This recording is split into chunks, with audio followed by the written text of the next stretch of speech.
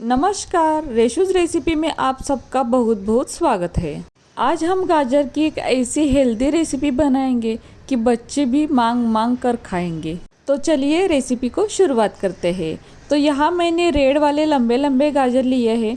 मतलब गाजर दो टाइप के होते हैं, एक ऑरेंज वाला और एक रेड वाला।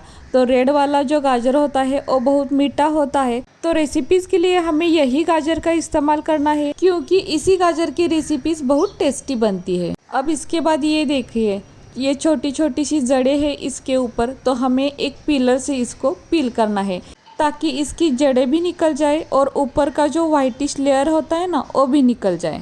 और बिल्कुल हल्के हाथों से करना है, क्योंकि ज़्यादा गाजर हमें यहाँ वेस्ट नहीं करना है। तो गाजर अच्छे से धोने के बाद हमें ये काम करना है। अब इसी तरह से हम सभी गाजर को पील करते हैं। तो ये देखिए, एकदम क्लीन लग रहे हैं, है ना।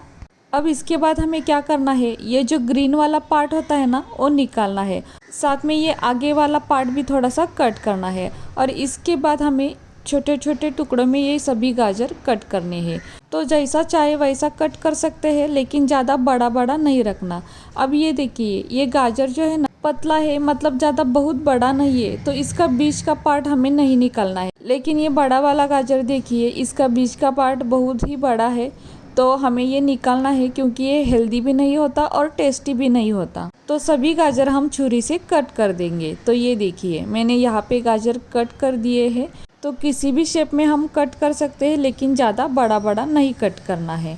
अब इसके बाद हमें यहाँ एक बीटरूट लेना है। तो बीटरूट को भी अच्छे से धोकर पील करने के बाद इसके टुकड़े करने हैं। तो ये देखिए, मैंने बीटरूट को इस तरह से कट कर दिया है। अब इसके बाद एक मिक्सर का जार लेना है और इसमें अब कटे हुए गाजर डाल देंगे। तो ये मिक्सर में हमें पीसना है, इसलिए मैंने बताया था कि ज़्यादा मोटा मत करना। तो ये मैंने अब पीस लिया है और ये देखिए, ये इस तरह से दरदरा पीसना है, इसकी पेस्ट नहीं करनी है। अब इसे हम एक बाउल में निकालते हैं। तो आप चाहे तो गाजर को कद्दूकस भी कर सकते हैं, लेकिन मैंने यहाँ टाइम बचाने के लिए मिक्सर में पीस लिया है। अब इसके बाद उसी मिक्सर के जार में हमें ये कट किए हुए बीटरूट भी डालने हैं और अच्छे से पीस लेने हैं। तो बीटरूट भी हमने यहाँ गाजर की तरह दरदरा ही पीसा है, इसकी पेस्ट नहीं की है। तो ये देखिए, अब इसके बाद गैस पर हमें एक कढ़ाई रखनी है। कढ़ाई हल्की गर्म होने के बाद 1 चम्मच जितना घी डालेंगे। घी के अलावा हम यहाँ ऑयल का भी इस्तेमाल कर सकते हैं। अब घी हल्का गर्म होने के बाद इसमें हम पिसा हुआ गाजर डालेंगे और इस घी में अच्छे से ये भून लेना है।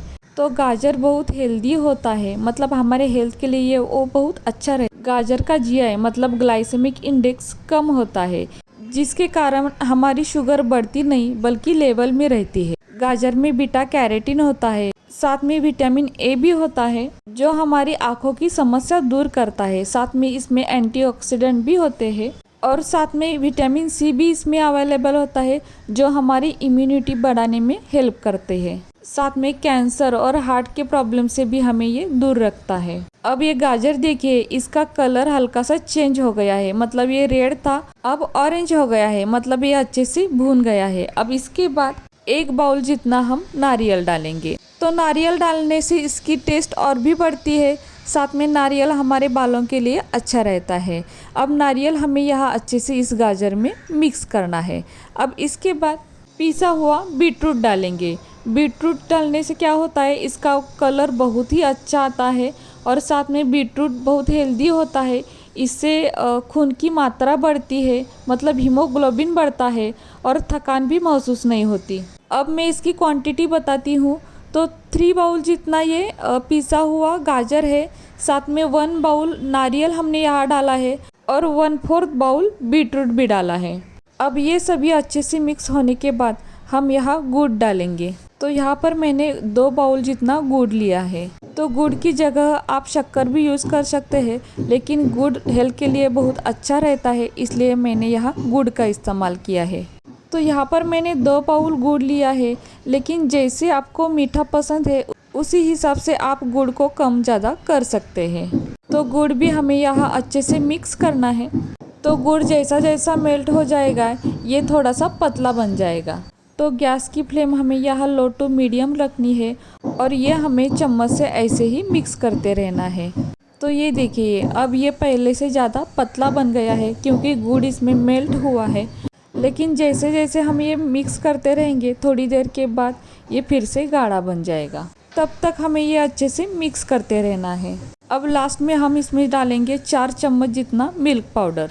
ये भी इसमें अच्छी सी मिक्स करनी है और मिल्क पाउडर डालना यहाँ एकदम ऑप्शनल है। मिल्क पाउडर डालने से इसकी टेस्ट बढ़ जाती है, इसलिए मिल्क पाउडर डाली है। इसके जगह मिल्क डालने से क्या होता है वो फिर से पतला बन जाता है और हमें फिर से ये गाढ़ा बनाना पड़ता है और इसमें क्या होता है ये जो विटामिन्स है वो कम हो जाते हैं, इसलिए मैंने मिल्क पाउडर यूज़ की है। अब इसका कलर देखिए कितना मस्त कलर आया है ना। ऐसे लग रहा है जैसे हमने इसमें फूड कलर डाला है। तो बीट डालने से रेसिपी को अच्छा कलर भी आता है और रेसिपी भी हेल्थी बनती है। अब ये मिक्सचर देखिए ये पहले से थोड़ा गाढ़ा बन गया है। अब इसी टाइम हमें ऐड करना है इलायची पाउडर। तो मैंने यहाँ आधा चम्मच इलायची पाउडर डाली है। अब ये अच्छी सी मिक्स करेंगे। तो इलायची पाउडर डालने से क्या होता है इसका स्वाद और भी बढ़ जाता है। अगर आपको पसंद नहीं है तो आप इसे स्किप भी कर सकते हैं। अब ये मिक्सचर देखिए पहले से ये थोड़ा सा गाढ़ा बन चुका है। अब हमें क्या करना है इसमें से थोड़ा सा मिक्सचर लेना है और इसी तरह से इसका एक छोटा सा गोला बनाना है। तो ये देखिए इसका गोला बन जाता है, मतलब ये तैयार हो गया है।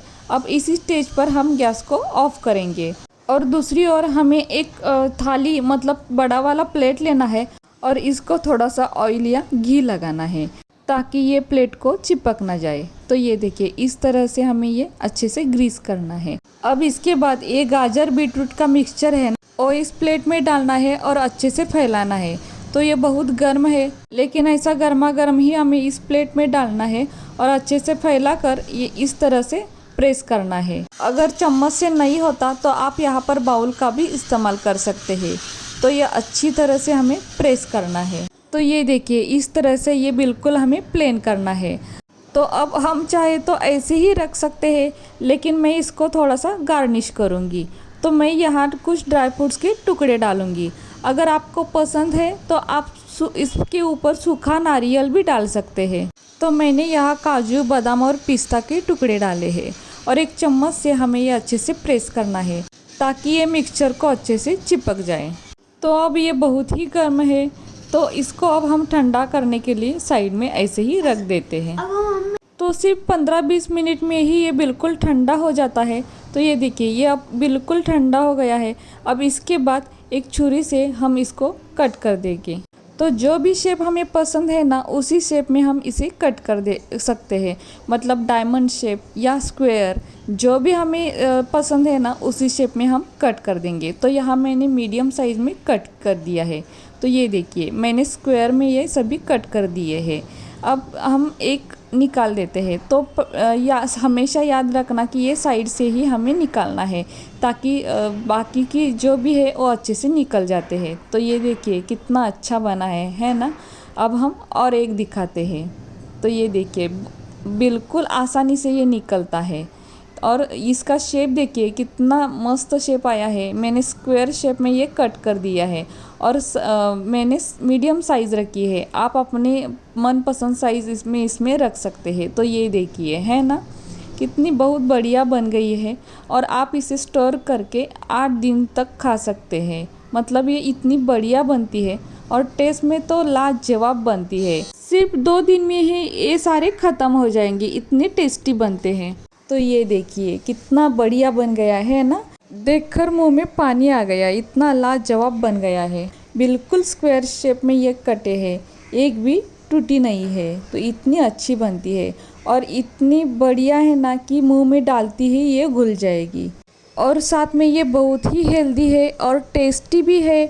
बच्चे तो मांग मांग कर खाएंगे, इतनी बढ़िया बनती है और बनाने में भी इजी है, घर की सामग्री में बनती है और टाइम भी कम लगता है।